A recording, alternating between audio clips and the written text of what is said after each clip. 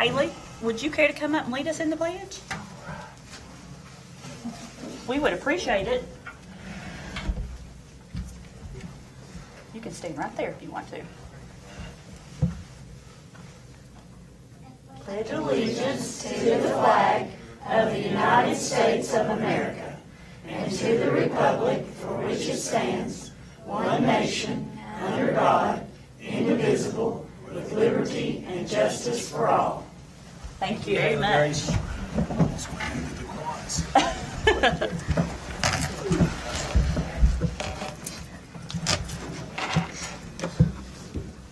Next on the agenda, we have some recognitions. Yes, we had just recently, our governor's scholars were selected. Matter of fact, it happened back in May, but because of athletic events and some other things, we put it off to this month to try to make sure that we could get everyone here. And I think we've still not been able to get Lindsay Wood here. But Lindsay is one of our governor's scholars for 2017. And if anybody doesn't know what the Governor's Scholars Program is, the Governor's Scholars Program, they go through a rigorous summer program that I'm sure William and Lindsay are getting ready to go to. I don't think they've been yet, have you? Getting ready to go to, and usually it's at one of our university campuses, and they go there during the summer to try to, for enrichment activities. And then, of course, the good thing about Governor Scholars is the fact that at most of our state schools, Governor Scholars get free tuition. And it's a big help to parents. My son was a Governor Scholar, and I know that it's a great honor to receive one of these awards. So, of course, Lindsay's not here tonight, but we want to congratulate Lindsay Wood. And also, I'd ask Will Burkhart to come up. Miss Ispert, I think, Donna, I think we're back to you. I try to keep in mind of who all presents, but if you'll present to Will tonight. It would be my honor to present this to Will Burkhart. This is for you.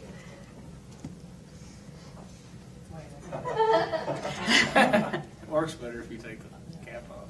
You take a picture of me, leave the cap off. That's right. Maybe start like Tim big commercial.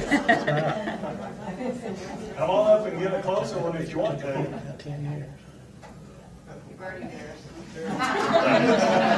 might add, my daughter was a Governor Scholar.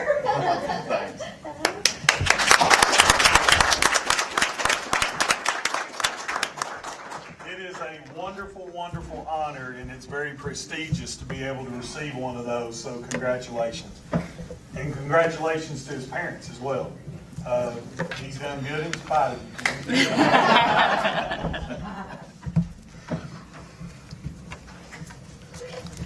Okay, next on the agenda, we have the adoption of the recallable nickel. Well, we've just completed our tax hearing, and tonight is actually the night. The last time you were here, you voted to advertise.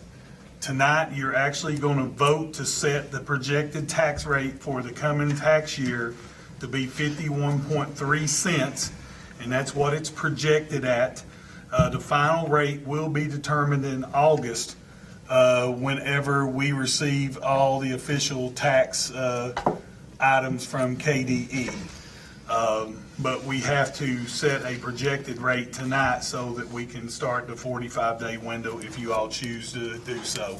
My recommendation to you, as it has been from day one, is that I would recommend that you pass the equivalent nickel, which is the recallable nickel of 5.9 cents for the coming school year.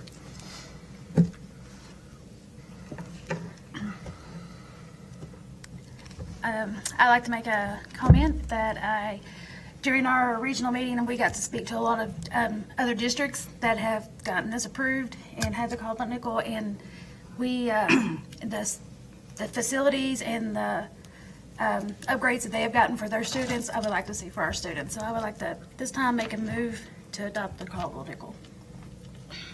We have a motion. Do we have a second?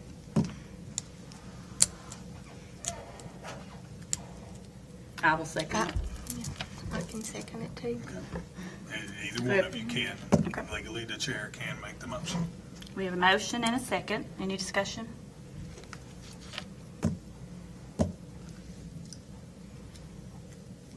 All in favor? Any opposed?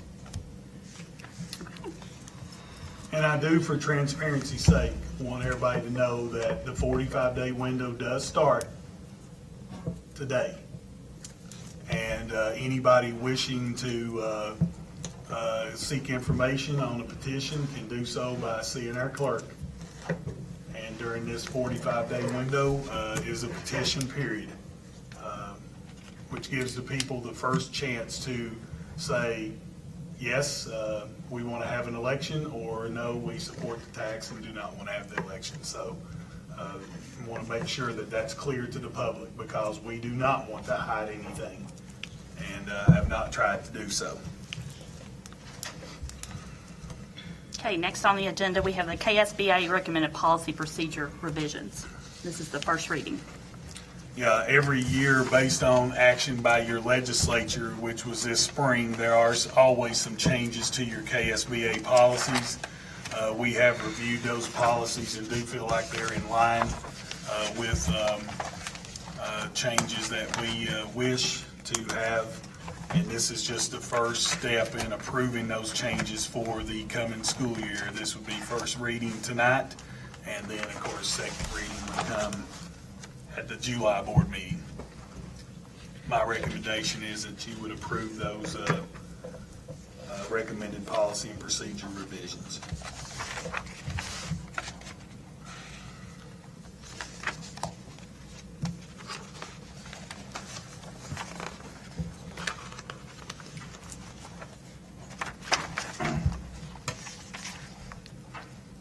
I make a motion that we accept these policies and revisions. We have a motion. Do we have a second? I'll second it. Any discussion? All in favor? Any opposed? Okay, passes. Next on the agenda, we have our consent items. Is there any you would like to discuss? A lot of these are straightforward. Some of these were from the last board meeting. Just would like to point out F is your community eligibility provision. That's what allows all of our students to eat free lunch. Also, our board attorney has came to you with a couple of requests. I feel like they're in line, and I'm sure you all have had conversations with him about these, so I did put them under consent. One is the duties of the board attorney is a resolution that allows the board attorney to act on your behalf. And this came after a conference with a school board attorney at the state level that has recommended these changes, and that just allows Jason to act on behalf of the board. To me, it makes sense the board attorney acts on behalf of the board, but they said that it would be appropriate to have a resolution in order to do so. And he's also asked for an amendment to his contract, which we approved just a couple months ago. And I think that is a monthly rate increase of $200. It is still, Or it's either that or reduce his liability coverage, wasn't it? One or the other? one or the other. And it's just according to, and Jason, you may want to speak to that as to whether or not you feel you need the additional coverage. If you do, then I have no problem either way. It's just whatever the board feels comfortable. Again, The way I read it, after talking to Jason, we need to make a decision whether we want to have a $500,000 liability and keep the rate the same, or have $1 million and go up $200. This increase is essentially due to insurance. Yeah, the insurance rate for the $1 million is, the insurance rate for me went up 33%. I would have brought this beforehand, but I didn't get the quote until, I want to say, the beginning of the second week of June. So the insurance rate increases to 33% for the $1 million coverage. I did get a quote for reducing coverage to $500,000. That is a 15% increase. So either way, it's going to be an increase for me. Which would that be an increase over your $1 million coverage now? It's 50. Yeah, yes. So it's going up either way. Yeah. So it's a 15% increase payment for me for half the coverage, or a 33% increase for me for the same coverage. And the $800 increase would cover that 33% increase if you want to keep the $1 million? Yeah. And that's the factor going to be insurance there. On the other hand, with 15%, the reason I brought that up as an option is I know in the original proposal I had proposed $1 million worth of coverage, so I wanted to make sure that the board was okay with me reducing that coverage because that's what I had originally submitted in my proposal. And that coverage is in the off event that That's malpractice you liability. did something that would be considered malpractice on your behalf. Yeah.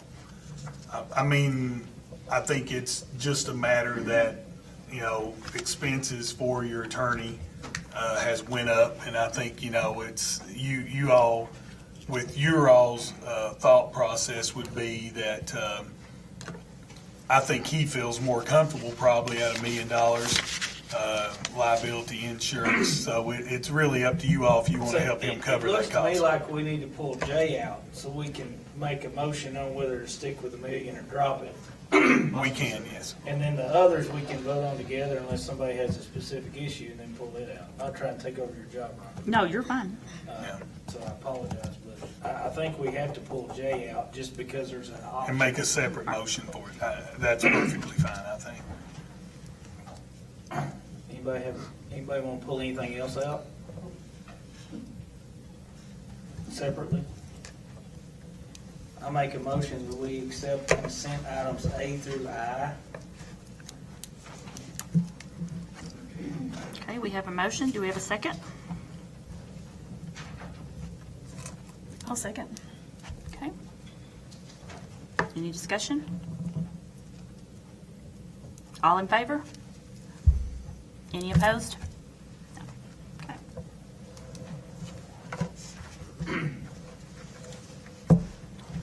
Now we have I and J. Correct. So J. Or J. Just J. J. I would just- Right. J, I'm sorry. What we talked about.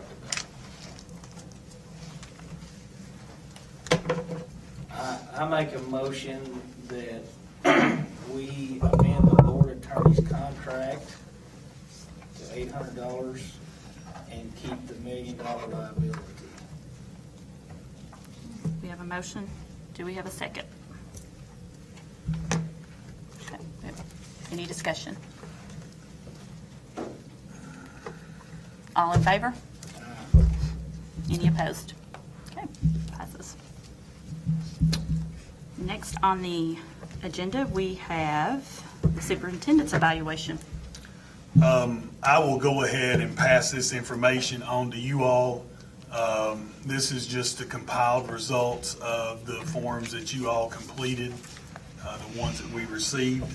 I understand that, of course, there has to, at some point in time before June 30th, have action taken on my evaluation. If you don't take action by June 30th, it just becomes that that evaluation year has been lost because you are trying to meet the deadline that's set by KDE. But I will go ahead and pass these out to everybody, and then I would think that that's something that wants to be discussed in executive session a little bit later. And then at that point in time, once we come out of executive session, if we have had that conference and you wish to act on that evaluation at that time, you can do so. If not, we can do it at the June 27th meeting, which is a special called meeting, but my understanding is a couple of you cannot be here for that. I personally don't have no problem with you coming back in July if that's what you wish to do. I'm not really that worried about it. It's just the fact that we won't meet the KDE guidelines if we do wait till July. And just understand that that evaluation would basically become invalid with that. So it's however y'all want to do. If you want to wait to executive session, we can do it then and act on that item when we come out of executive session.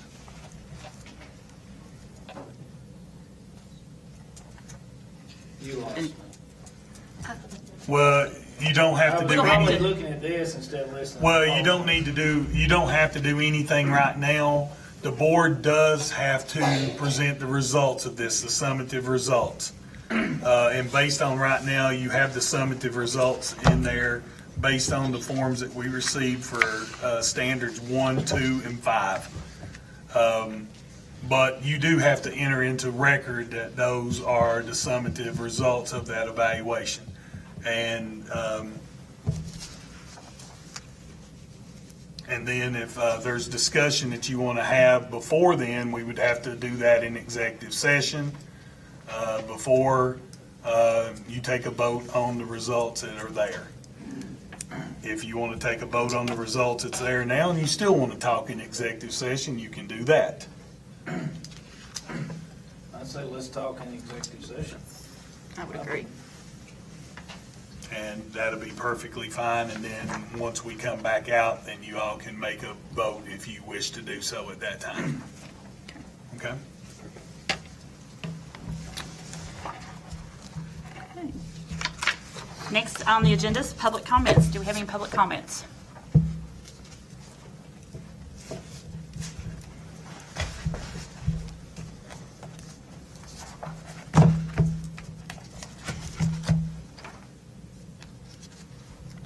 Okay. Next, we have the superintendent's report, board member forum. I'll go ahead and start, and then if any of the board members have anything they wish to say before executive session, y'all have the floor. You do have the report of personnel actions for this month. This is when we try to let you know who's been employed, what resignations, what different placements that we have. So that is for your information only. I also included 3 MOAs with the Kentucky Department of Education, and they're concerning a community education position, which is a grant to the board. And also we have 2 individuals that will be on loan to KDE, and those 2 people, and it's public record who they are, but Connie Witt is an FBLA consultant with KDE, and also Teresa Miller-Ruiz will be returning to KDE as a recovery specialist. So that is for your information. Again, no approval needed.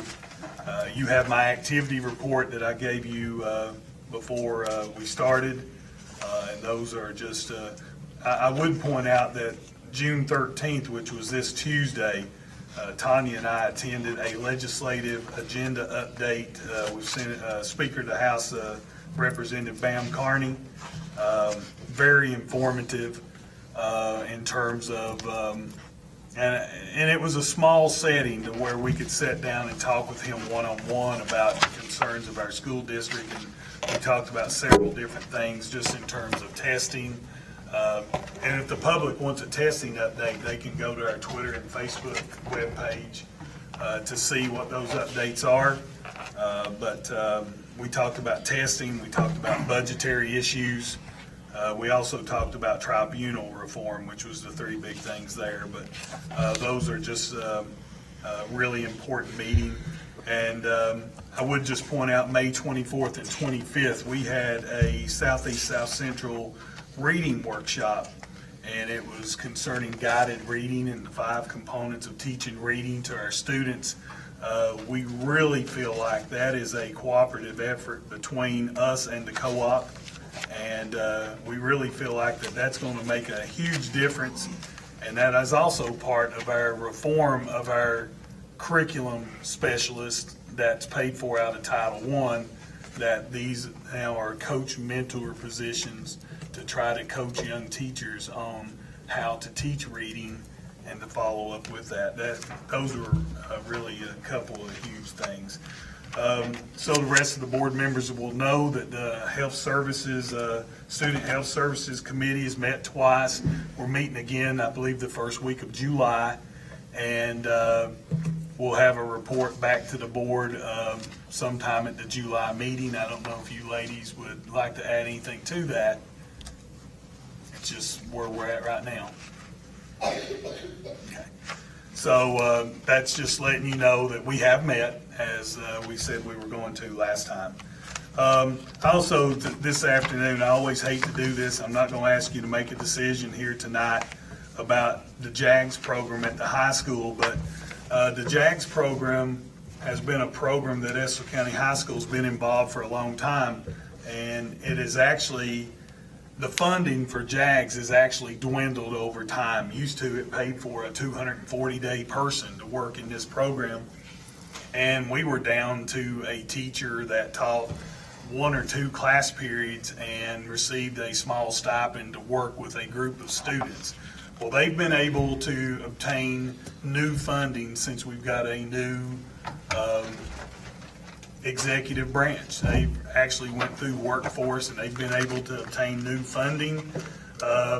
Last year, I think we received $10,000. We have the opportunity to receive about $40,000. I've not made a commitment to that because ultimately that will not pay for a full-time teacher, and that's what they're looking for. They're looking to try to go back to the original JAGS program to start out with juniors and seniors. And I do believe that JAGS is a good program. I had it as principal when I was principal at Bell County High School. I do think it's a good program. Just like any program, it's important that you have the right person doing it. And I think I give you some information there. And if you look at our JAGS students that's been involved in some of that information, we have exceeded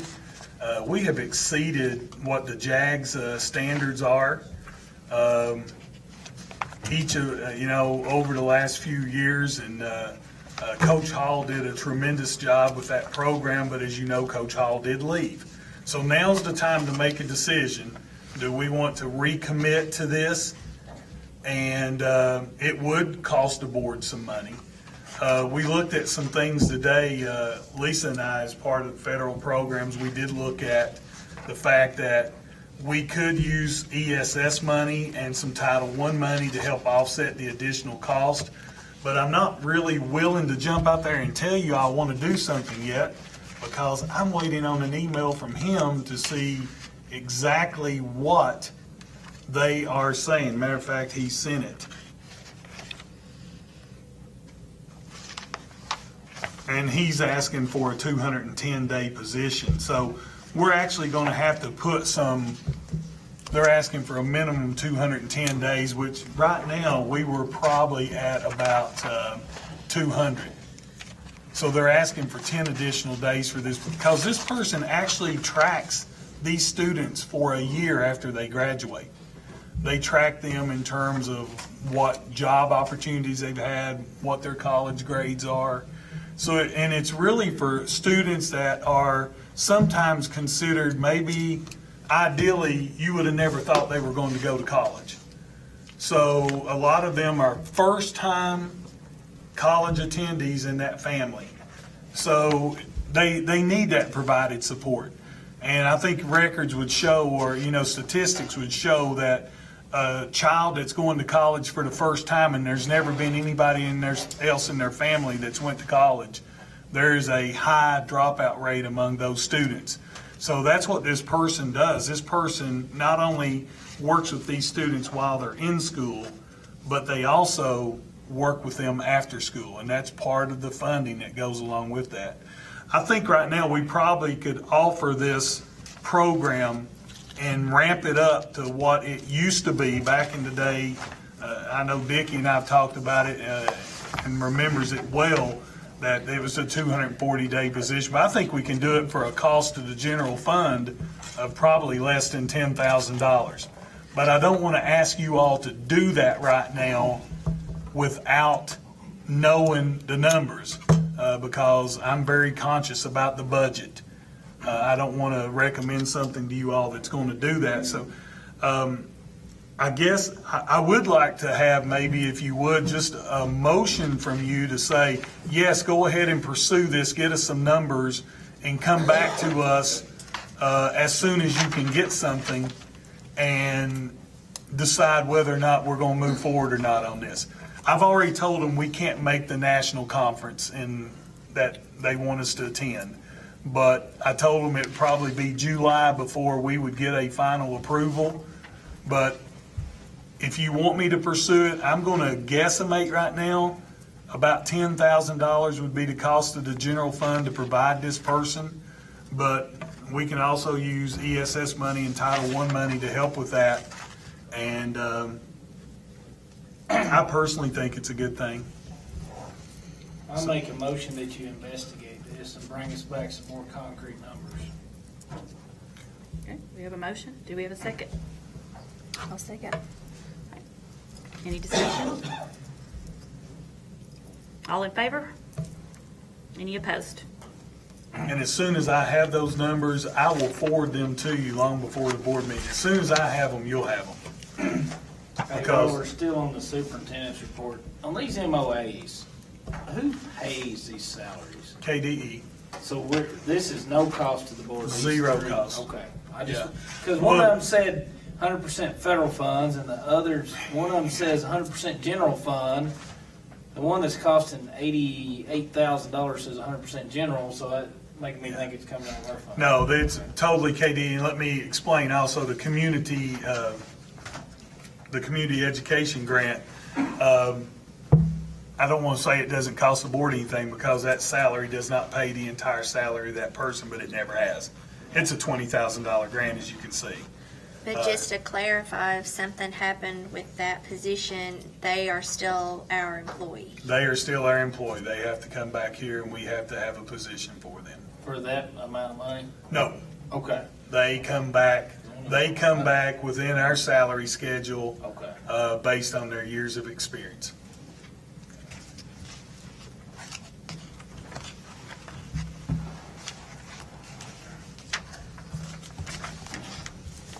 Next on the agenda, we have closed session.